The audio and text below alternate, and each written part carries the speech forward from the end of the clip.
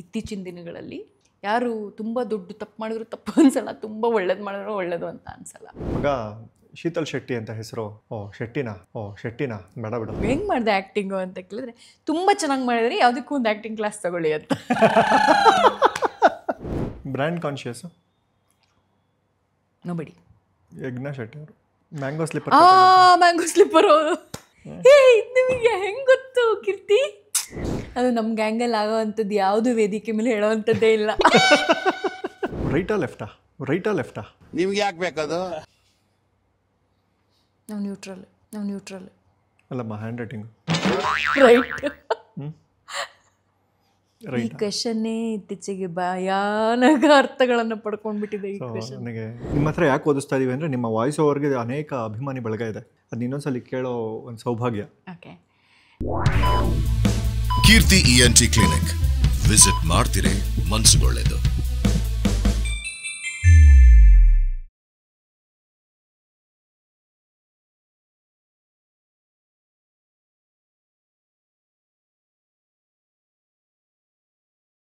ಇವಾಗ this are that ಅಂತ ಎರಡರಲ್ಲಿ ಯಾವ್ದು ಚೂಸ್ ಮಾಡ್ತೀರಾ? ಆಡ್ ಶೂಟ್ ಅಥವಾ ಸಿನಿಮಾ, ಉಳಿದವರು ಕಂಡಂತೆ ಅಥವಾ ವಿಂಡೋ ಸೀಟ್, ನ್ಯೂಸ್ ಚಾನಲ್ ಅಥವಾ ಎಂಟರ್ಟೈನ್ಮೆಂಟ್? ಎರಡೂ ನಂಗೆ ಅಷ್ಟಕ್ಕಷ್ಟೇ. ಅಂದರೆ ಅಥವಾ ಎರಡಕ್ಕೂ ಅದಕ್ಕೆ ಇರಬೇಕಾಗಿರೋ ರೆಸ್ಪೆಕ್ಟ್ ಇದೆ, ಬಟ್ ನನಗೆ ಅದು ಹತ್ರ ಅಲ್ಲ. ಟಪೋರಿಸ್ ಜೊತೆ ಟ್ರಿಪ್ಪು ಅಥವಾ ನಿಮ್ಮ ಆಫೀಸ್ ಎಂಪ್ಲಾಯೀಸ್ ಜೊತೆ ಟ್ರಿಪ್ಪು? ಎರಡು ತುಂಬ ಇಷ್ಟ. ಕನ್ನಡ ಓಲ್ಡ್ ಸಿನಿಮಾ ಅಥವಾ ಹೊಸ ವೆಬ್ ಸೀರೀಸ್ಗಳು? ಹೊಸ ವೆಬ್ ಸೀರೀಸ್ಗಳು. ಕನ್ನಡ ಓಲ್ಡ್ ಸಿನಿಮಾಸು ತುಂಬ ಚೆನ್ನಾಗಿರುತ್ತೆ, ಬಟ್ ಇವಾಗ ಹೊಸ web series just to update yourself. ಕಾರಲ್ಲಿ ಲಾಂಗ್ ಡ್ರೈವ್ ಅಥವಾ ಫ್ಲೈಟ್ ಜರ್ನಿ? ಕಾರಲ್ಲಿ ಲಾಂಗ್ ಡ್ರೈವ್. ರಾಜಕೀಯ ಅಥವಾ ಪ್ರಜಾಕೀಯ? ಯಾಕೆ ಹಿಂಗೆ ನೀವು? ಅಲ್ಲ, ಅದರಲ್ಲಿ ಏನಿದೆ? ರಾಜಕೀಯದಲ್ಲಿ ಪ್ರಜಾಕೀಯ. No comments. Romantic and comedy movie ಅಥವಾ ಸಸ್ಪೆನ್ಸ್ ಥ್ರಿಲ್ಲರ್? ನಂಗೆ ನೋಡೋಕೆ ಮಾಡಕ್ಕ. ನೋಡೋಕೆ ಯಾವುದು, ಮಾಡೋಕ್ಕೆ ಯಾವುದು? ನೋಡೋಕ್ಕೆ ನನಗೆ ಥ್ರಿಲ್ಲರ್ ಸಬ್ಜೆಕ್ಟ್ ನಂಗೆ ತುಂಬ ಇಷ್ಟ. ಅಲ್ಲ, ಮಾಡೋಕ್ಕೆ ನನಗೆ ಥ್ರಿಲ್ಲರ್ ಸಬ್ಜೆಕ್ಟ್ ಜಾಸ್ತಿ ನನ್ನ ಅಟ್ರ್ಯಾಕ್ಟ್ ಮಾಡುತ್ತೆ. ನನಗೆ ಸ್ವಲ್ಪ ಡಾರ್ಕ್ ಸ್ಟೋರೀಸ್ ಇಷ್ಟ ಆಗುತ್ತೆ. ಬಟ್ ನೋಡೋಕ್ಕೆ ರೊಮ್ಯಾಂಟಿಕ್ ಕಾಮಿಡಿ ಎಲ್ಲದು. ಬೇಸಿಕಲಿ ನಾನು ಸಿನಿಮಾ ಲವರ್. ನನಗೆ ಸಿನಿಮಾ ಸಬ್ಜೆಕ್ಟ್ಸ್ ಅಂತ ಹೇಳಕ್ಕಾಗಲ್ಲ. ಎಲ್ಲದೂ ನೋಡ್ತೀನಿ ನಾನು. ಸ್ಲೋ ಮೂವಿಂಗ್ ಸಿನಿಮಾ ಕೂಡ ನೋಡ್ತೀನಿ. ಶೀತಲ್ ಶೆಟ್ಟಿ ನ್ಯೂಸ್ ರೀಡರ್ ಅಥವಾ ಶೀತಲ್ ಶೆಟ್ಟಿ ಶೀಟೇಲ್ಸ್ MD? ಶೀತಲ್ ಶೆಟ್ಟಿ ನಮ್ಮ ಅಪ್ಪ ಅಮ್ಮನ ಮಗಳು, ಏನಾದರೂ ಮಾಡ್ಬೋದು ಅದ್ರ ಮೇಲೆ. ಹುಟ್ಟಿದ್ದಕ್ಕೆ ಐ ಕ್ಯಾನ್ ಡೂ ಎನಿಥಿಂಗ್. ಅಲ್ಲ, ಇದೆರಡರಲ್ಲಿ ಯಾವ್ದು ಚೂಸ್ ಮಾಡ್ತೀರಾ? ಅದೆರಡು ಚೂಸ್ ಮಾಡಲ್ಲ. ಎರಡು ಬೇಡವಾ? ಎರಡು ಚೂಸ್ ಮಾಡಲ್ಲ. ಸಾಕು, ಹೊಡೀರಿ ಚಪ್ಪಾಳೆ. ಯಾರೋ ಪಟ್ಟಿ ಹೊಡಿತಾ ಇದ್ದಾನೆ. ಶೀತಲ್ ಶೆಟ್ಟಿ ಅವರ ವಾಯ್ಸ್ ಓವರು ಮತ್ತು ನ್ಯೂಸು ಸಿಕ್ಕಾಪಟ್ಟೆ ಚಿರಪರಿಚಿತ. ಒಂದು ಸಣ್ಣ ಟಾಸ್ಕ್ ಇದೆ. ಒಂದು ನ್ಯೂಸ್ನ ಅಥವಾ ಒಂದು ಸೆಂಟೆನ್ಸ್ನ ಒಂದು 3-4 ವೇರಿಯೇಷನ್ಗಳಲ್ಲಿ ಹೇಳ್ಬೋದು. ನೀವು ಡಿವೋಷ್ನಲ್ ಶೋ ಮಾಡಿದ್ರೆ ಹೆಂಗೆ ಹೇಳ್ತೀರಾ, ತುಂಬ ಅಗ್ರೆಷನ್, ತುಂಬ ಕೋಪದ ಇದರಲ್ಲಿ ಹೆಂಗೆ ಹೇಳ್ತೀರಾ, ನಾರ್ಮಲಾಗಿ ಹೆಂಗೆ ಹೇಳ್ತೀರಾ, ಕ್ರೈಮ್ ಶೋ ಓದೋಂಗಿದ್ರೆ ಹೆಂಗೆ ಹೇಳ್ತೀರಾ, ಬ್ರೇಕಿಂಗ್ ನ್ಯೂಸ್ ಆದರೆ ಹೆಂಗೆ ಹೇಳ್ತೀರಾ ಅಂತ. ಓಕೆನಾ? ನೀವು ಕರೆ ಮಾಡಿದ ಚಂದಾದಾರರು ವ್ಯಾಪ್ತಿ ಪ್ರದೇಶದಿಂದ ಹೊರಗಿದ್ದಾರೆ. ಈ ಲೈನ್ನ ಡಿವೋಷ್ನಲ್ ಆದರೆ ಹೆಂಗೆ ಹೇಳ್ತೀರಾ? ನವರಾತ್ರಿಯ ಸಮಯ ಆಗಿರೋದ್ರಿಂದ, ನವದುರ್ಗೆಯರ ಅನುಗ್ರಹ ಬೇಕಾಗಿರೋದ್ರಿಂದ ನೀವು ಕರೆ ಮಾಡಿರುವ ಚಂದಾದಾರರು ಸದ್ಯಕ್ಕೆ ನವದುರ್ಗೆಯರ ಪೂಜೆಯಲ್ಲಿ ತಲ್ಲೀನರಾಗಿರೋದ್ರಿಂದ ಅವರು ಬ್ಯುಸಿಯಾಗಿದ್ದಾರೆ. ಕ್ರೈಮ್. ಆ ಚಂದಾದಾರ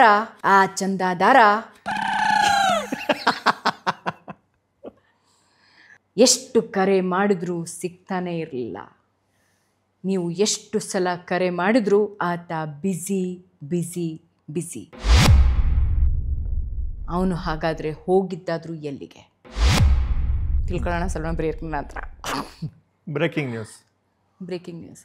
ಇದೀಗ ಬಂದ ಸುದ್ದಿ. ಸಾಕಷ್ಟು ಬಾರಿ ಚಂದಾದಾರರಿಗೆ ಕಾಲ್ ಮಾಡಲು ಪ್ರಯತ್ನ ಪಡ್ತಾ ಇದ್ರು ಕೂಡ ಅವರು ಬ್ಯುಸಿಯಾಗಿರೋದ್ರಿಂದ ನಾವೆಲ್ಲರೂ ಗಾಬರಿಗೆ ಒಳಗಾಗಿದ್ದೇವೆ. ನಾರ್ಮಲ್ ನ್ಯೂಸ್ ಓದೋಂಗಿದ್ರೆ ನೀವು ಕರೆ ಮಾಡಿದ ಚಂದಾದಾರರು ಎಷ್ಟು ಬಾರಿ ಪ್ರಯತ್ನ ಪಟ್ಟರೂ ಕೂಡ ಬ್ಯುಸಿ ಆಗಿರೋದ್ರಿಂದ ಸಿಗುತ್ತಲೇ ಇಲ್ಲ. ಅವರು ಯಾವ ಕಾರಣಕ್ಕಾಗಿ ಬ್ಯುಸಿ, ಎಲ್ಲಿ ಬ್ಯುಸಿ ಅದನ್ನು ಹೇಳೋದಕ್ಕೆ ಸಾಧ್ಯ ಆಗ್ತಾ ಇಲ್ಲ. ಆದರೂ ಪದೇ ಪ್ರಯತ್ನ ಪಟ್ಟಾಗ್ಯೂ ಕೂಡ ಚಂದಾದಾರರು ಬ್ಯುಸಿ ಆಗಿರೋದ್ರಿಂದ ಕರೆ ಮಾಡಿದವರಿಗೆ ಸ್ವಲ್ಪ ತಲೆ ಬಿಸಿಯಾಗಿದೆ. ನಿರಂತರ ಎಂಟರ್ಟೈನ್ಮೆಂಟ್ಗಾಗಿ ನೋಡ್ತಾ ಇರಿ ಕೀರ್ತಿ ENT ಕ್ಲಿನಿಕ್. ತಪ್ಪು ಮಾಡ್ದಾಗ ಇದೇ ಥರ. ಏನಕ್ಕೆ ಕಣ್ಣು ಹೊಡಿತಾ ಇದು ಅಂದರೆ ಏನಾದ್ರು ಅಲ್ಲಿ ವರ್ಡ್ಸ್ ಏನಾದ್ರು ಪ್ರಾಬ್ಲಮ್ ಆದರೆ ಕಣ್ಣು ಹೊಡಿತಿದ್ದೀರಾ ಹೆಂಗೆ ಅಭ್ಯಾಸ ಆಯ್ತು ಅದು? ಅದು ಗೊತ್ತಿಲ್ಲಪ್ಪ ಹೆಂಗೆ ಅಭ್ಯಾಸ ಆಯಿತು ಅಂತ ಹೇಳಿ. ಅದೊಂದು ಸೈನ್ ಆಫ್ ಥರ ಅದು ಚೆನ್ನಾಗಿ ಕುತ್ಕೊಂತು ನನಗೆ ಅನಿಸ್ತು. ನೈಸ್. ಇಲ್ಲ ಎಲ್ರಿಗೂ ಚೆನ್ನಾಗಿ ಕೂತ್ಕೋತದು, ನಿಮಗೆ ಮಾತ್ರ ಅಲ್ಲ. ಸೊ ಹಾಗಾಗಿ ಅದು ಕಣ್ಣೊಡಿರಿ ಎಲ್ಲೋದ್ರೂ ಮೇಡಮ್ ನೀವು ಕಣ್ಣು ಹೊಡಿತೀರಲ್ಲ, ಕಣ್ಣು ಹೊಡಿತೀನ ಅಂತ ನಾನು ರೆಹಮಾನ್ ಕಿಸ್ಸು ಕೊಡ್ತೀನಿ ಅಂದ್ಬಿಟ್ರತ್ಲಾಗೆ. ಜಸ್ಟ್ ಬೆಂಗಳೂರಿಗೆ ಸ್ವಾಗತ. ನಾನು ಶೀತಲ್. ಒಂದು ಕಣ್ಣು ಹೊಡೆದು ಒಂದು ಕಿಸ್ ಕೊಡೋದು. ಇಮ್ರಾನ್ ಹಾಶ್ಮಿ ಸೀರಿಯಲ್ ಕಿಸರ್ ಆದ್ರೆ ಶೀತಲ್ ಮೀಡಿಯಾದಲ್ಲಿ ಆನ್ ಏರ್ ಸ್ಕ್ರೀನ್ ಕಿಸರ್ ನಮ್ ಶೀತಲ್. ನನಗೆ ಗೊತ್ತು, ನಾನು ಕಣ್ಣು ಮಾತ್ರ ಹೊಡಿತಿದ್ದೆ, ಕಿಸ್ ಎಲ್ಲ ಕೊಡ್ತಿರ್ಲಿಲ್ಲ. ಹಿಂಗೆ ಮಾಡ್ಕೊಳಕ್ ಬರುತ್ತಾ ಕೂದಲು? ಮಾಡ್ಕೊಳ್ಳಿ ನಾವು. ಹುಡುಗಿರ್ ಥರ ಮಾಡ್ಕೊಳ್ಳಿ.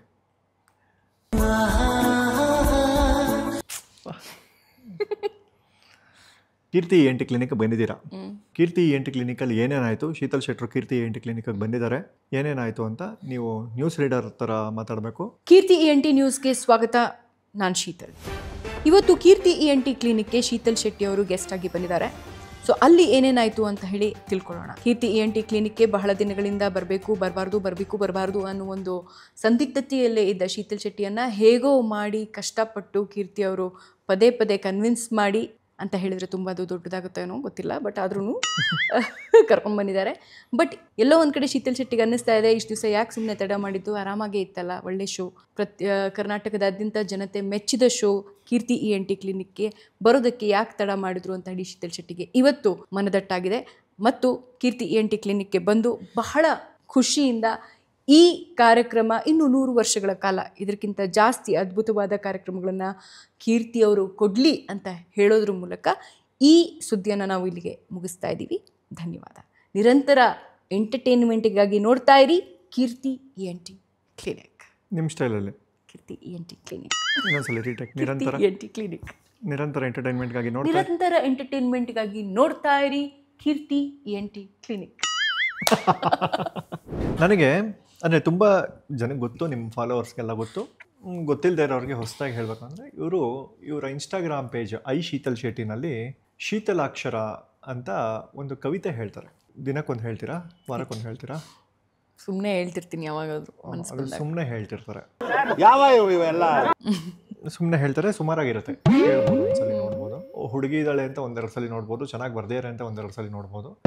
ಕೆಲವೊಂದ್ಸಲಿ ಎರಡು ಮಿಕ್ಸ್ ಆಗಿರುತ್ತೆ, ಕೆಲವೊಂದ್ಸಲಿ ತುಂಬ ಚೆನ್ನಾಗಿರುತ್ತೆ ಅಲ್ವಾ? Thank you.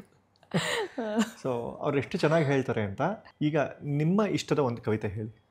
ನನ್ನ ಇಷ್ಟದ ಕವಿತೆ ನಾನು ನದಿ ಮತ್ತು ನಾನು ಅಂತ ಒಂದು ಕೋವಿಡ್ ಟೈಮಲ್ಲಿ ಒಂದು ಬರೆದಿದ್ದೆ. ಅಂದರೆ ನಮ್ಮ ಊರು ನನ್ನ ಮನೆ ಹತ್ರ ಸುತ್ತಮುತ್ತ ನದಿನೇ, ಸೀತಾ ನದಿ ಹರಿತು. ಸೊ ನಾನು ಸೈಕಲ್ ತೊಗೊಂಡು ಒಂದಷ್ಟು ಕಡೆಗಳಲ್ಲಿ ಹೋಗ್ತಾ ಇದ್ದೆ. ಅಂದರೆ ಸುಮ್ಮನೆ ಬೆಳಿಗ್ಗೆ ಎದ್ದು ಸೈಕಲ್ ತೊಗೊಂಡು ಹೋಗೋದು. ಸೊ ಅವಾಗ ನದಿ ಮತ್ತು ನಾನು ಅಂತ ಒಂದು ಪೋಯಮ್ ಬರೆದಿದ್ದೆ. ಎಲಾಬ್ರೇಟೆಡ್ ಪೋಯಮ್, ಬಟ್ ನೀವು ಇದರಲ್ಲಿ ಹಾಕ್ತೀರಾ? ಎಸ್, ಖಂಡಿತ ಹಾಕೋಣ. ಅಯ್ಯೋ ಹಾಕ್ಬೇಕಂತ ದಯವಿಟ್ಟು ನೋಡಿ ಹೇಳ್ಬೋದಾ? ನೋಡ್ಕೊಂಡೆ ಹೇಳಿ, ತೊಂದರೆ ಇಲ್ಲ. ಸೊ ಇದು ನನಗೆ ಪರ್ಸ್ನಲ್ ಫೇವ್ರೆಟ್ಟು.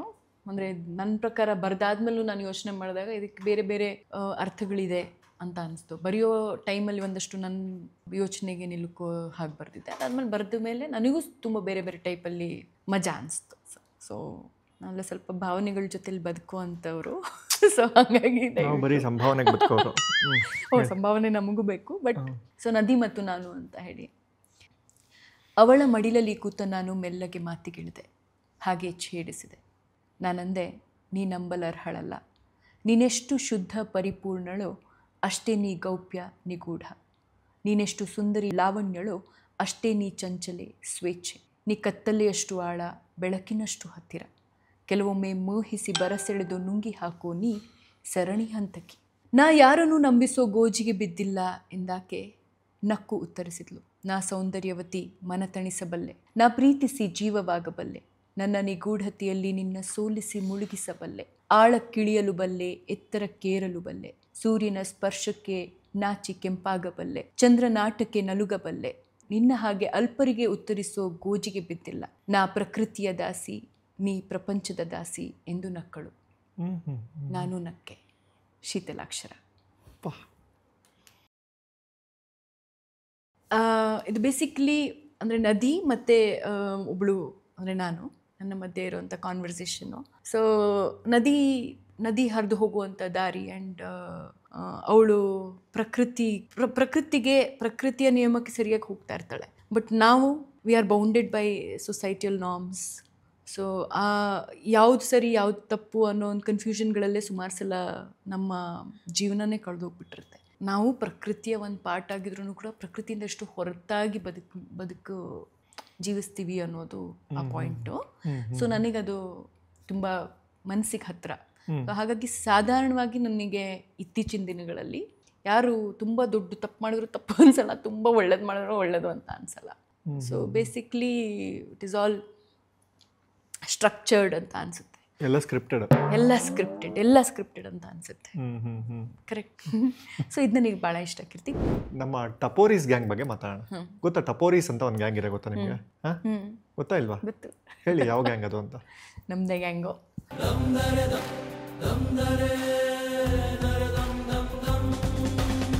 ಟಪೋರಿಸ್ ಅಂತ ಹೆಸರಿಟ್ಟಿರೋದೆ ನಾನು.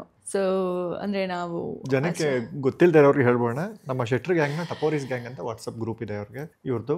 ಅದರಲ್ಲಿ ಶೀತಲ್ ಶೆಟ್ಟಿ ಅವರಿದ್ದಾರೆ, ರಿಷಬ್ ಶೆಟ್ಟಿ ಅವರಿದ್ದಾರೆ, ರಕ್ಷಿತ್ ಶೆಟ್ಟಿ ಅವರಿದ್ದಾರೆ, ಯಜ್ಞಾ ಶೆಟ್ಟಿ ಅವರಿದ್ದಾರೆ, ಪ್ರಮೋದ್ ಶೆಟ್ಟಿ ಅವರಿದ್ದಾರೆ, ಪ್ರಗತಿ ಶೆಟ್ಟಿ ಅವರಿದ್ದಾರೆ, ಸುಪ್ರೀತಾ ಶೆಟ್ಟಿ ಅವರಿದ್ದಾರೆ. ಅದು ನಮ್ದು ಆಲ್ಮೋಸ್ಟ್ ಉಳಿದವರು ಕಂಡಂತೆ ಟೈಮಿಂದನೂ ನಾವು ಇಷ್ಟೇ ಜನ ಅದೊಂದು ಗ್ರೂಪ್ ಮಾಡ್ಕೊಂಡಿದ್ದೀವಿ. ತುಂಬ ಒಳ್ಳೆ ಮೊಮೆಂಟ್ಸ್ ನಾವು ಜೊತೆಲಿ ಸ್ಪೆಂಡ್ ಮಾಡಿದ್ದೀವಿ. ಎಲ್ಲರ ಕಷ್ಟ ಸುಖಗಳು ಗೊತ್ತು ಎಲ್ಲರಿಗೂ, ಎಲ್ಲರ ಒಳಗಿನ ರಾಕ್ಷಸನೂ ಗೊತ್ತು, ದೇವರು ಗೊತ್ತು. ಸೊ ಹಾಗಾಗಿ ಸೊ ಆ ಗ್ರೂಪ್ ತುಂಬ ಸ್ಟ್ರಾಂಗ್. ಅದೆಷ್ಟೇ ಸ್ಟ್ರಾಂಗ್ ಇತ್ತು ಅದ್ರಲ್ಲಿ ಸಿಕ್ಕಾಪಟ್ಟೆ ಕೂಗಾಡೋದು ಶೀತಲ್ ಶೆಟ್ಟಿ ಅಂತ. ಅಯ್ಯೋ ನಿಮಗೆ ಗೊತ್ತಿಲ್ಲ. ಹೌದಾ? ಕೂಗಾಡೋದು ಕಿರ್ಚಾಡೋದಲ್ಲ ಶೀತಲ್ ಶೆಟ್ಟಿ. ಇಂಥ ಆರ್ಭಟಗಳು ನಡೆಯುತ್ತೆ ಅಲ್ಲಿ, ಏನೇನೆಲ್ಲ ವಿಷಯಗಳು ಚರ್ಚೆ ಆಗುತ್ತೆ, ಅದನ್ನು ನೀವು ಊಹಿಸೋದಕ್ಕೂ ತರ್ಕಕ್ಕೆ ನಿಲ್ಲುಕದ್ದು ಅದು. ಅವಾಗ ಮುಂಚೆ ಮೀಡಿಯಾ ಮನೆ ಅಂತ ಒಂದು ಆಫೀಸ್ ಇತ್ತು ಶೀತಲ್ ಶೆಟ್ಟಿ ಅವ್ರದ್ದು. ಅಲ್ಲಿ ಈ ಟಪೋರೀಸ್ ಗ್ಯಾಂಗಿನ ಯಾರದೇ ಬರ್ತಡೇ ಆದ್ರೂ ಆ ಮೀಡಿಯಾ ಮನೆಯಲ್ಲೇ ಸೆಲೆಬ್ರೇಷನ್ ಆಗ್ತಿತ್ತು ಅಲ್ಲ? ಈಗ ಇತ್ತೀಚೆಗೇನೋ ಸೇರಿಲ್ಲ ಎಲ್ಲರೂ. ಇತ್ತೀಚೆಗೆ ಎಲ್ಲರೂ ಆಲ್ಮೋಸ್ಟ್ ಎಲ್ಲರೂ ಬ್ಯುಸಿ, ಎಲ್ಲರೂ ತುಂಬಾ ದೊಡ್ಡ ವಿಷಯಗಳನ್ನ ಮಾಡ್ತಾ ಇದ್ದಾರೆ. ಇವಾಗ ರಕ್ಷಿತ್ ರಿಚರ್ಡ್ ಆಂಟನಿ ಬರಿತಾ ಇದ್ದಾರೆ, ಅವ್ರು ಇನ್ನೂ ದೊಡ್ಡ ಸ್ಕ್ರಿಪ್ಟ್ಗಳು. ರಿಷಬ್ದಂತೂ ಎಲ್ಲರಿಗೂ ಕಾಣಿಸ್ತಾ ಇದೆ, is very busy. And Pramod ಅಣ್ಣ ಸುಪ್ರೀತಾ ಎರಡೆರಡು ಸೀರಿಯಲ್ಸ್ ಮಾಡ್ತಾ ಇದ್ದಾರೆ, ತುಂಬ ಟಿ ವಿ ಲೋಕದಲ್ಲಿ ತುಂಬ ಬ್ಯುಸಿ ಇದ್ದಾರೆ. ಫ್ರೀಯಾಗಿ ಯಜ್ಞ ಅವಳು ಮದುವೆ ಆಗಿ ಅವಳದೊಂದು ಥರದ್ದು ಲೈಫ್ ಚೇಂಜ್ ಆಗಿದೆ. ಸೊ ಹಾಗಾಗಿ ಎಲ್ಲರೂ ಅವರವರ ವಿಷಯಗಳಲ್ಲಿ ಬ್ಯುಸಿ ಆಗಿರೋದ್ರಿಂದ ಇತ್ತೀಚೆಗೆ ಸ್ವಲ್ಪ ಸಿಗೋದು ಕಷ್ಟ.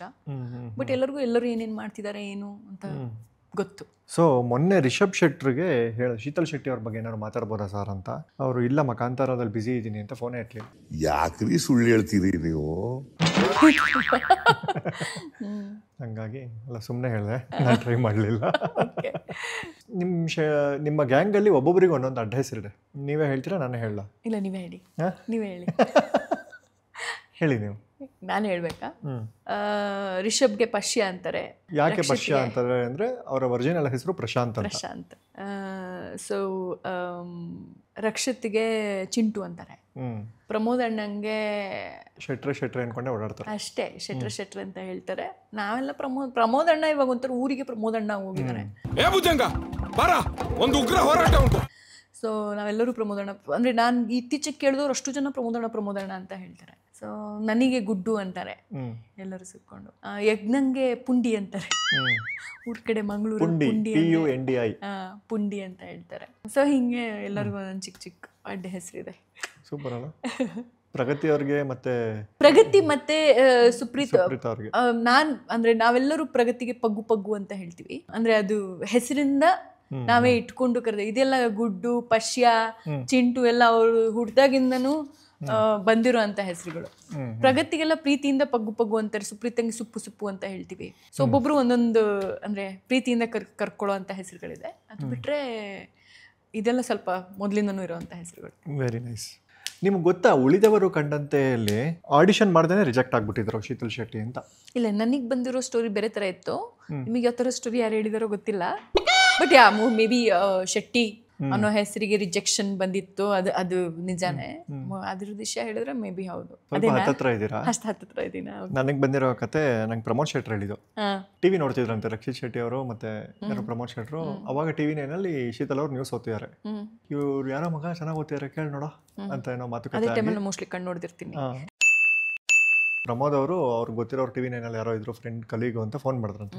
ಭರತ್ ಯಾರೋ ನ್ಯೂಸ್ ಓದ್ತಿರೋದು ಅಂತ. ಅವರು ನಿಮ್ಮೂರ್ನವ್ರೆ ಶೆಟ್ರು ಗೊತ್ತಿಲ್ವಾ ನಿಮಗೆ, ಸುಮ್ಮನೆ ಡೌ ಮಾಡ್ಬಿಡಿ ಅಂದ್ರೆ ಇಲ್ಲ ಕಣೋ ಗೊತ್ತಿಲ್ಲ ಅಂದಾಗ ಅವಾಗ ಹೇಳೋರಂತೆ ಹಿಂಗೆ ಶೀತಲ್ ಶೆಟ್ಟಿ ಅಂತ ಹಿಂಗೆ ಅಂತ. ಅವ್ರ ಕಾಂಟ್ಯಾಕ್ಟ್ ನಂಬರ್ ಕೊಡು ಅಂತೆಲ್ಲ ತೊಗೊಂಡು ಇದು ಮಾಡಿದ್ರಂತೆ. ಅವಾಗ ಪ್ರಮೋದ್ ಅವ್ರು ರಕ್ಷಿತ್ ಅವ್ರಿಗೆ ಹೇಳಿದ್ರಂತೆ, ಮಗ ಶೀತಲ್ ಶೆಟ್ಟಿ ಅಂತ ಹೆಸರು.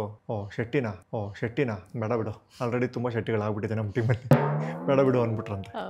ಆಮೇಲೆ ಬೇರೆ ಬೇರೆ ಥರ ಏನೋ ಆಗಿ ತಿರ್ಗಾ ತೊಗೊಂಡಿದ್ದು ಅಂತ. ಆಮೇಲೆ ಏನಾಯ್ತು, ಶೆಟ್ಟಿನ ಬೇಡ ಬಿಡು ಅಂದಮೇಲೆ ತಿರ್ಗಾ ಹೆಂಗೆ ತೊಗೊಂಡ್ರು? ಅದೇ ಹೆಂಗೆ ತೊಗೊಂಡ್ರಪ್ಪ ಅದೇ ನನಗೂ ಗೊತ್ತಿಲ್ಲ. ನಾವು ಯಾವತ್ತೂ ಅದ್ರ ಬಗ್ಗೆ ಮಾತಾಡಿಲ್ಲ.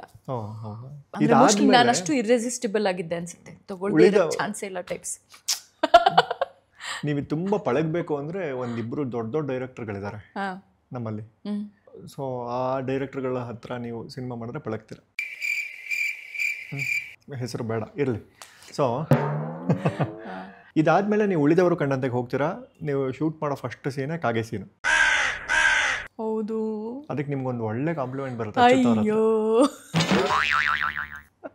ನಮಗೇನು ಗೊತ್ತು, ನಮಗೆ ಹೊರಗಡೆಯಿಂದ ನೋಡೋರಿಗೆ ಆ್ಯಕ್ಟಿಂಗ್ ಎಲ್ಲ ಸುಲಭ, ಇದರೆಲ್ಲ ಏನು ಮಾಡ್ತಾರೆ, ಇದೆಲ್ಲ ಒಂದು ಆ್ಯಕ್ಟಿಂಗ್, ಅಯ್ಯೋ ಇದೆಲ್ಲ ಈಸಿ ಟೈಪ್ಸ್ ಇರುತ್ತೆ. ನಮಗೆ ಮೈಂಡ್ ಸೆಟ್ ಹಂಗಿರುತ್ತೆ. ಫಸ್ಟ್ ಡೇ ಹೋದಾಗಂತೂ ನನಗೆ ಆ್ಯಕ್ಟಿಂಗ್ ಎಷ್ಟು ಕಷ್ಟ ಅಂತ ಅವಾಗ ಗೊತ್ತಾಯ್ತು. ಅಚ್ಯುತ್ ರಾವ್ ಅವ್ರ ಜೊತೆ ನನ್ನ ಮೊದಲನೇ first time acting. Achyuth Rao sir ಗೊತ್ತಲ್ಲ ನಿಮಗೆ, ಅವರು ತಿಂದು ಹಾಕ್ತಾರೆ ನನಗೆ. ಅವ್ರ ಜೊತೆಲಿ ಫಸ್ಟ್ ಸೀನ್ ನಿಮ್ಗೆ ಉಳಿದವ್ರ ಕಂಡಂತೆ ನೋಡಿದ್ರೆ ಅದು ಬಸ್ ಸ್ಟಾಪ್ ಸೀನು. ಸೊ ಅದೆಲ್ಲ ಆಯಿತು. ಅದಾದಮೇಲೆ ಲಾಸ್ಟಿಗೆ ಮನೆಗೆ ಹೋಗುವಾಗಲೂ ನಾನು ಮತ್ತು ಅಚ್ಯುತ್ ರಾವ್ ಸರ್ ಅವರು ರೂಮಿಗೆ ಹೊರಟರು. ಇದರಲ್ಲಿ ಎಲ್ಲರಿಗೂ ಶಾಕ್ ಏನಂದರೆ ನಾನು ಆರ್ಗನೈಸೇಷನ್ ಬಿಟ್ಬಿಟ್ಟು ಸಿನಿಮಾಗೆ ಬಂದಿದ್ದೀನಿ ಅನ್ನೋದು ದೊಡ್ಡ ಶಾಕ್. ಅಲ್ಲಿರೋರೆಲ್ಲರೂ ಶಾಕ್ ಆಗಿದ್ರು. ಸೊ ಅಚ್ಯುತ್ ರಾವ್ ಅವ್ರು ಫಸ್ಟ್ ಯಾವುದಕ್ಕೂ ಒಂದು ಒಳ್ಳೆ ಆ್ಯಕ್ಟಿಂಗ್ ಕ್ಲಾಸ್ ತಗೊಳ್ಳಿ ಅಂತ ಒಂದು ಕಾಂಪ್ಲಿಮೆಂಟ್ ಕೊಟ್ಟಿದ್ರು. ಹೆಂಗೆ ಮಾಡಿದೆ ಆ್ಯಕ್ಟಿಂಗು ಅಂತ ಕೇಳಿದ್ರೆ, ತುಂಬ ಚೆನ್ನಾಗಿ ಮಾಡಿದ್ರಿ, ಯಾವುದಕ್ಕೂ ಒಂದು ಆ್ಯಕ್ಟಿಂಗ್ ಕ್ಲಾಸ್ ತಗೊಳ್ಳಿ ಅಂತ. ಸೊ ನನಗೆ ಅದು ಅಚ್ಯುತ್ ರಾವ್ ಸರ್ದ ಆ ಮಾತು ಅಂದರೆ ಆ ಟೈಮಿಗೆ ನನಗೆ ಫುಲ್ಲು ಓ ಅಂತ ಅನಿಸಿತ್ತು. ಬಟ್ ಇವಾಗ ಮಜಾ ಅನಿಸುತ್ತೆ. ತೊಗೊಂಡ್ರ ಆಮೇಲೆ? ಸೊ ಇವ್ರು ಆ್ಯಕ್ಟಿಂಗ್ ಕ್ಲಾಸ್ ತಗೊಳ್ಳೋವರೆಗೂ ಬೇರೆ ಸಿನಿಮಾ ನಿರ್ದೇಶಕರು ನಿರ್ಮಾಪಕರು ಇವ್ರ ಬಗ್ಗೆ ತಲೆ ಕೆಡಿಸ್ಕೋಬೇಡಿ ಅಂತ ಹೇಳ್ತಾ, ಈಗ ಮುಂದಿನ ಪ್ರಶ್ನೆ. ಸೊ ಶೆಟ್ರ್ ಗ್ಯಾಂಗ್ ಬಗ್ಗೆ ಮಾತಾಡ್ತಾ, ಶೆಟ್ರ್ ಗ್ಯಾಂಗಲ್ಲಿ ಈ ಯಾವ್ಯಾವ ಕ್ವಾಲಿಟೀಸ್ ಯಾರ್ಯಾರಿಗಿದೆ ಅಂತ. ಓಕೆನಾ? ಶೆಟ್ರ್ ಗ್ಯಾಂಗಲ್ಲಿ ವೆರಿ ಸ್ಮಾರ್ಟ್ ಫೆಲೋ ಯಾರು? ರಕ್ಷಿತ್ ರಿಷಬ್ ಇಬ್ರು ಸ್ಮಾರ್ಟ್ ಇದ್ದಾರೆ, ಬೇರೆ ಬೇರೆ ಥರ. ಈವನ್ ಪ್ರಮೋದ್ ಅಣ್ಣನೂ ಫುಲ್ ಸ್ಮಾರ್ಟ್ ಇದ್ದಾರೆ. ಪ್ರಗತಿ ಸ್ಮಾರ್ಟ್ ಇದ್ದಾಳೆ. ಸುಪ್ರೀತಾ, ನನಗಂತೂ ಅಲ್ಲ ಅಷ್ಟು ಜನ ಸ್ಮಾರ್ಟ್ ಅನಿಸ್ತಾರೆ. ನಾನೇ ದಡ್ಡಿ. ನಂಗೆ ಇದು ಲಾಸ್ಟ್ ಆನ್ಸರ್ ಒಂದು ಬೇಕಿತ್ತು ಅಷ್ಟೇ, ಹಳೆದೆಲ್ಲ ಗೊತ್ತಿತ್ತು ನಂಗೆ. ಆ್ಯಕ್ಚುಲಿ ಅಷ್ಟು ಜನ ಸ್ಮಾರ್ಟ್ ಇದ್ದಾರೆ, ನಾವೇ ದಡ್ರು ಅಷ್ಟೇ. ತುಂಬ ಪೋಲಿ ಯಾರು? ರಿಷಬ್ ಪೋಲಿನೇ. ಮತ್ತೆ ತುಂಬ ಇಂಟೆಲಿಜೆಂಟ್ ಯಾರು? ಇಂಟೆಲಿಜೆಂಟ್ ಅನ್ನೋದು ತಗೊಂಡ್ರೆ ರಕ್ಷಿತ್.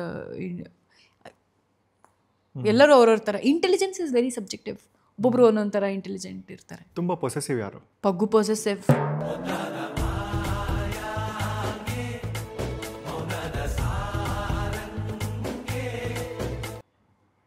ಪ್ರಗತಿ ಅವರು. ಪಗ್ಗು ಹಸ್ಬೆಂಡ್ ಅಂದರೆ ಫುಲ್ ಇಷ್ಟ ಆ್ಯಂಡ್ ಪೊಸೆಸಿವ್. ತುಂಬ ಕೇರಿಂಗ್ ಯಾರು? ಪಗ್ಗು ಕೇರಿಂಗ್. ಪಗ್ಗುನು ಕೇರಿಂಗ್, ಸುಪ್ಪುನು ಕೇರಿಂಗ್ ಇದ್ದಾರೆ. ಹೆಣ್ಮಕ್ಳು ಯೂಶ್ವಲಿ ಕೇರಿಂಗ್ ಜಾಸ್ತಿ. ಸುಪ್ಪುನು ಕೇರಿಂಗ್ ಇದ್ದಾರೆ. ಡ್ರೆಸ್ಸಿಂಗ್ ಸೆನ್ಸ್ ಯಾರಿಗೆ ತುಂಬ ಚೆನ್ನಾಗಿರೋದು? ಯಾರಿಗೂ ಇಲ್ಲ ಅನ್ಸುತ್ತೆ. ಎಲ್ಲ ನಾರ್ಮಲ್ ಯಾರೋ ಒಂದು ಹಾಕೊಂಡು ಇದು ತುಂಬ they are not bothered about anybody in our gang. ಯಾರು ಡ್ರೆಸ್ ಹಿಂಗೆ ಮಾಡ್ಕೊಂಡು ಹೋಗ್ಬೇಕು, ಹಿಂಗೆ ನಮ್ಮನ್ನು ನಾವು ಪ್ರೆಸೆಂಟ್ ಮಾಡಬೇಕು, ಅವೆಲ್ಲ ತಲೆನೋವು ಹೋಗಲ್ಲ ಅನ್ಸುತ್ತೆ ನಾನು ನೋಡ್ದಂಗೆ. ಮತ್ತು ಗೊತ್ತಿಲ್ಲ, ಇವಾಗ ಎಲ್ಲ ಚೇಂಜ್ ಅಂದರೆ ಬೇರೆ ಬೇರೆ ಟೈಪ್ಸ್ ಚೇಂಜ್ ಆಗಿದಾರಲ್ಲ, ಇವಾಗ ಬೇರೆ ಥರ ಪ್ರೆಸೆಂಟ್ ಮಾಡ್ಕೊಳಕ್ಕೆ ಇಷ್ಟಪಡ್ತಾರೇನೋ. ಬಟ್ ಯಾವತ್ತೂ ನಾನು ಡ್ರೆಸ್ಸು ಮೇಕಪ್ಪು ಇದ್ರ ಬಗ್ಗೆ ಎಲ್ಲ ಯೋಚನೆ ಮಾಡಿರೋದು ನಾನು ನೋಡಿಲ್ಲ. ತುಂಬ ಹೈಜೀನ್ ಯಾರು?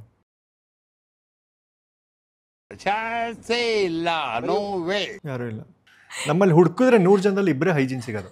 ಆ್ಯಕ್ಚುಲಿ ಅವರಿಬ್ಬರೇ ಜಾಸ್ತಿ ಗಲೀಜಿರೋದು. ಇನ್ನು ಮಿಕ್ತವ್ರು ಆರಾಮಾಗಿರ್ತಾರೆ, ಎಲ್ಲ ಆರಾಮಾಗಿರ್ತಾರೆ. ಇದು ತುಂಬ ಹೈಜೀನು, ಅಯ್ಯೋ ಹಂಗೆಲ್ಲ ಯಾರಿಲ್ಲ. ನಾವೆಲ್ಲ ಒಂಥರ. ತುಂಬ ಲೇಟ್ ಯಾರು? ಲೇಟ್ ರೆಡಿ ಆಗೋದಿರ್ಬೋದು, ಎಲ್ಲರೂ ಮೀಟ್ ಆಗಕ್ಕೆ ಬರೋದು ಲೇಟ್ ಆಗಿ ಬರೋದು. ಅದು ಅಷ್ಟೇ ಎಲ್ಲರೂ ಹೌದಾ? ಎಲ್ಲರೂ ಎಡ್ಬಿಡಂಗಿಗಳೇ, ಎಲ್ಲರೂ ಇಂಡಿಸಿಪ್ಲಿನ್ನೇ. ನಾನ್ ನೋಡ್ದಂಗೆ ಸಾರಿಪ್ಪ ನೀವೆಲ್ಲ ಇವಾಗ ಏನಾದ್ರು ಚೇಂಜ್ ಆಗಿರೋ ನನಗೆ ಗೊತ್ತಿಲ್ಲ, ಬಟ್ ನಾನ್ ನೋಡ್ದಂಗೆ ಎಲ್ಲರೂ ಒಂಥರ ಅಂದ್ರೆ ಫ್ರೆಂಡ್ಸ್ ಗ್ರೂಪಲ್ಲಂತೂ ನಾವು ನೀನು ಲೇಟ್ ಬರ್ತೀಯಾ, ನೀನು ಬೇಗ ಬರ್ತೀಯಾ, ನೀನು ಬೇಗ ರೆಡಿ ಆಗಬೇಕು, ನೀನು ಚೆನ್ನಾಗಿ ರೆಡಿ ಆಗಬೇಕು, ನೀನು ಬುದ್ಧಿವಂತ, ನೀನು ಈ ಥರದ್ದೆಲ್ಲ ಮಾತುಗಳೇ ನಮ್ಮ ಮಧ್ಯ ಅಂತೂ ಬಂದಿಲ್ಲ. ಎಲ್ಲರೂ ಎಲ್ಲ ಥರದಲ್ಲೂ ಬೇರೆ ಬೇರೆ ಅಂದರೆ ಅವೆಲ್ಲ ದೊಡ್ಡ ವಿಷಯನೇ ಅಲ್ಲ ನಮ್ಮ ಮಧ್ಯ ಅಂತ ನನಗೆ ಅನಿಸುತ್ತೆ. ತುಂಬ ಆಬ್ಸೆಂಟ್ ಮೈಂಡ್ ಯಾರು? ರಕ್ಷಿತ್ ಆಬ್ಸೆಂಟ್ ಮೈಂಡೆಡ್ ಸ್ವಲ್ಪ, ಅಂದರೆ absent minded in the sense ಅವ್ರೇನೋ ಬೇರೆ ಯೋಚನೆ ಮಾಡ್ತಾ ಇರ್ತಾರೆ, ಸ್ವಲ್ಪ ಹಂಗೆ ಎರಡನೇ ಸಲ ಹೇಳ್ಬೇಕಾಗುತ್ತೆ ಅವರಿಗೆ. ಅಟೆಂಟಿವ್ ಅಲ್ಲ. ತುಂಬ ಫುಡ್ಡಿ? 3 ಜನ ಹುಡುಗರು ಫುಡಿನೇ.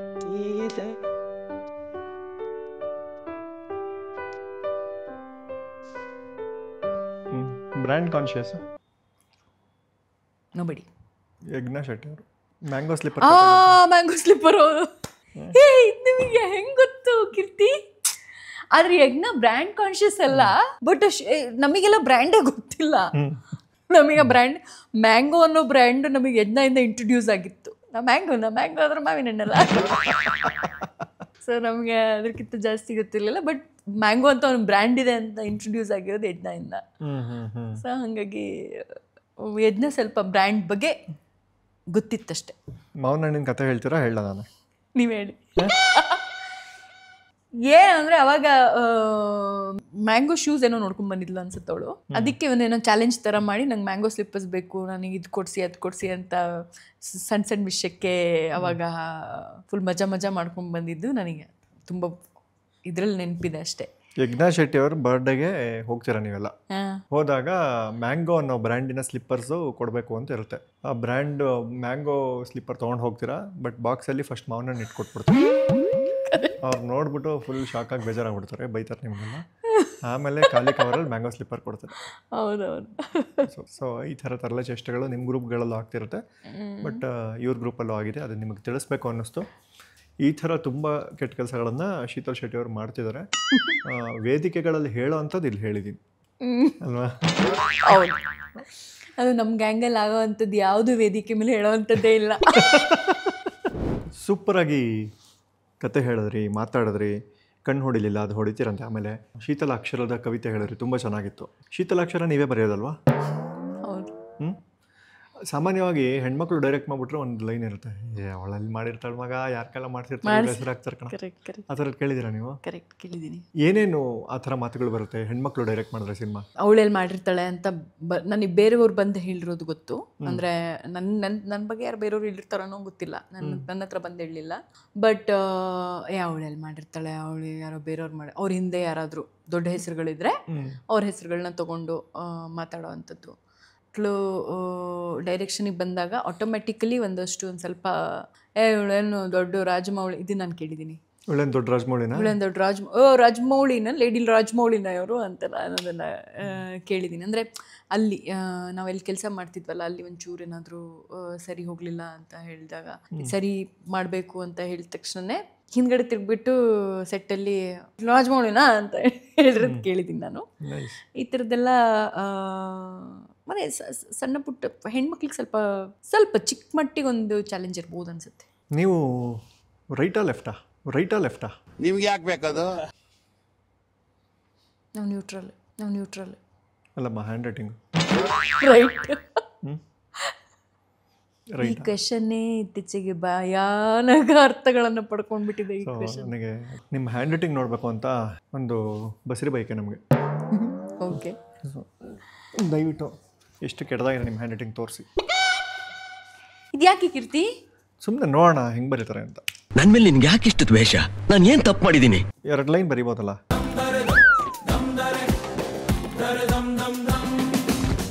ನಿಮ್ಮ ಥರನೇ ಹೇಳೋಣ ಅಂತ.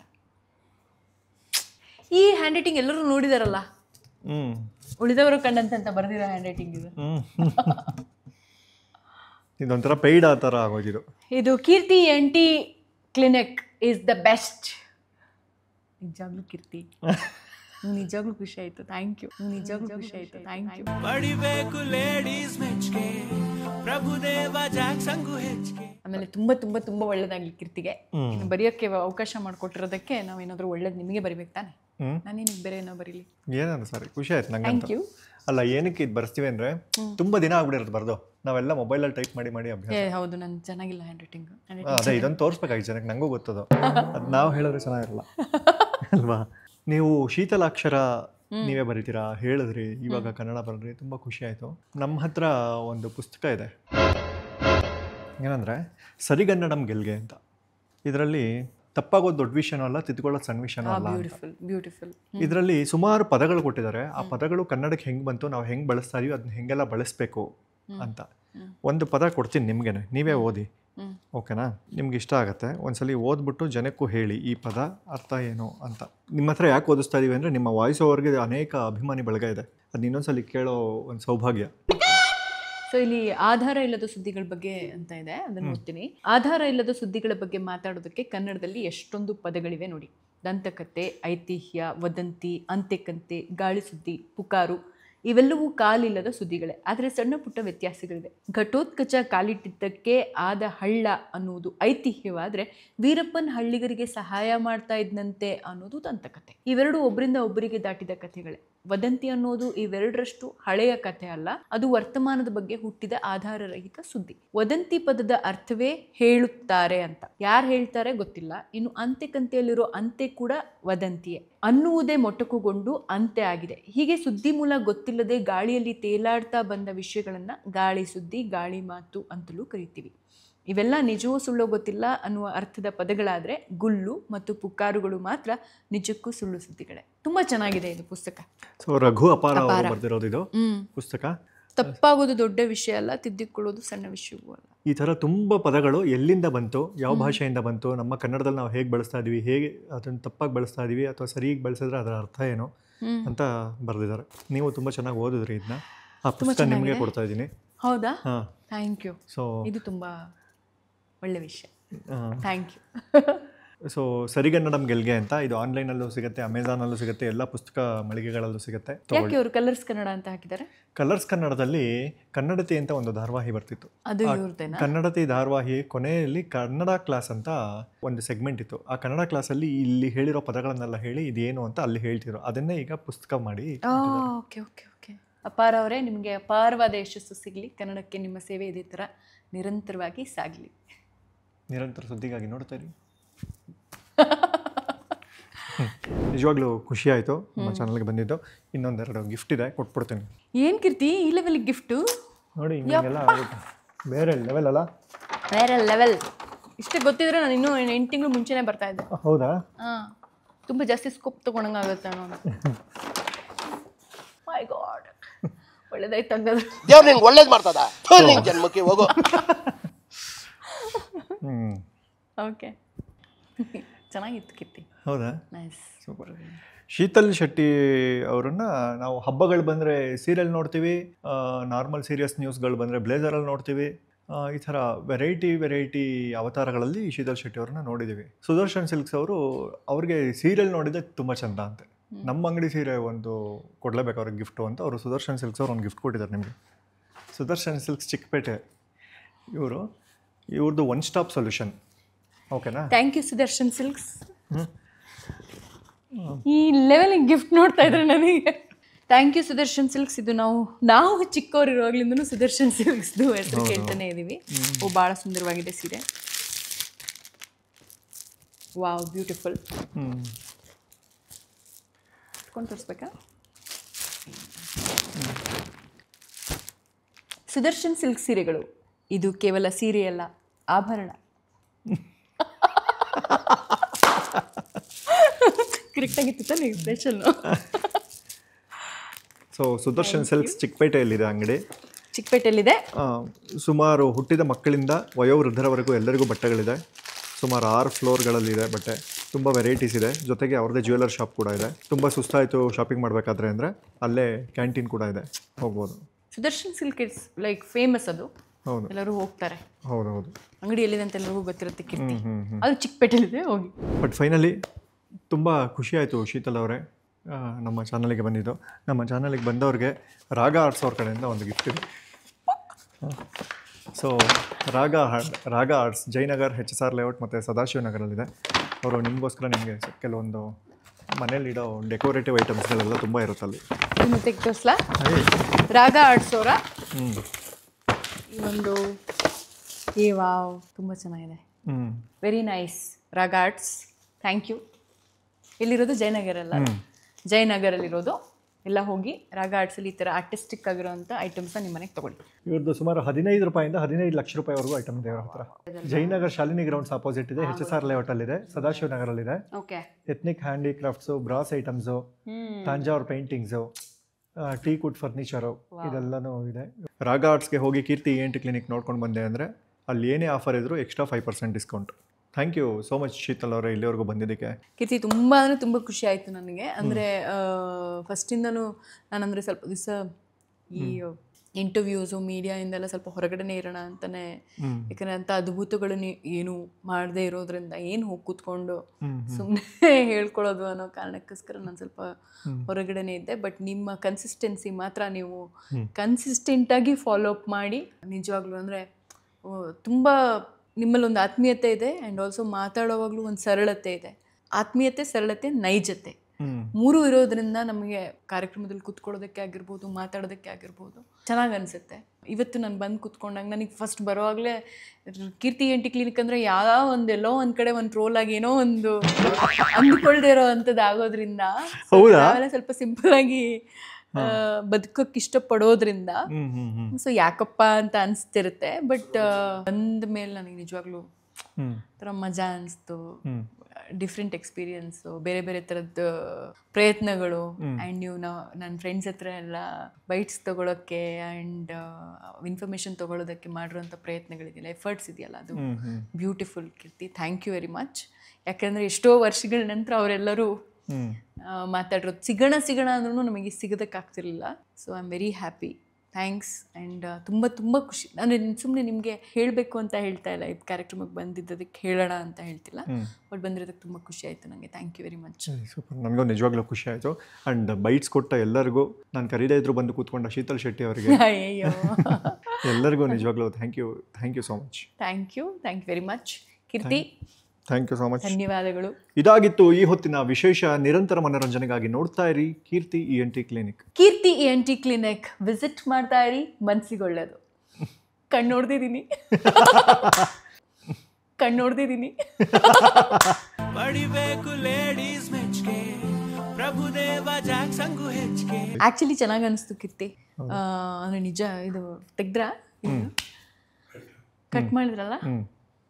ಆ್ಯಕ್ಚುಲಿ ನಾನು ಅಂದ್ಕೊಂಡಿರಲಿಲ್ಲ ಇಷ್ಟು ಮಜಾ ಆಗುತ್ತೆ ಅಂತ. ಟೈಮ್ ಹೋಗಿದ್ದು ಗೊತ್ತಾಗಿಲ್ಲ. ಚೆನ್ನಾಗಿ ಅನಿಸ್ತು. ನಂಗೆ ಗೊತ್ತಾಯ್ತು. ಗೊತ್ತಾಯ್ತಾ? ಬೋರ್ ಆಯ್ತಾ? ಇಲ್ಲ ನಿಜ ಚೆನ್ನಾಗಿತ್ತು. ದೇವರೇ ಖುಷಿ ಆಯ್ತು. ಕೀರ್ತಿ ENT ಕ್ಲಿನಿಕ್ ವಿಸಿಟ್ ಮಾಡ್ತೀರಿ, ಮನಸ್ಸುಗೊಳ್ಳೆದು.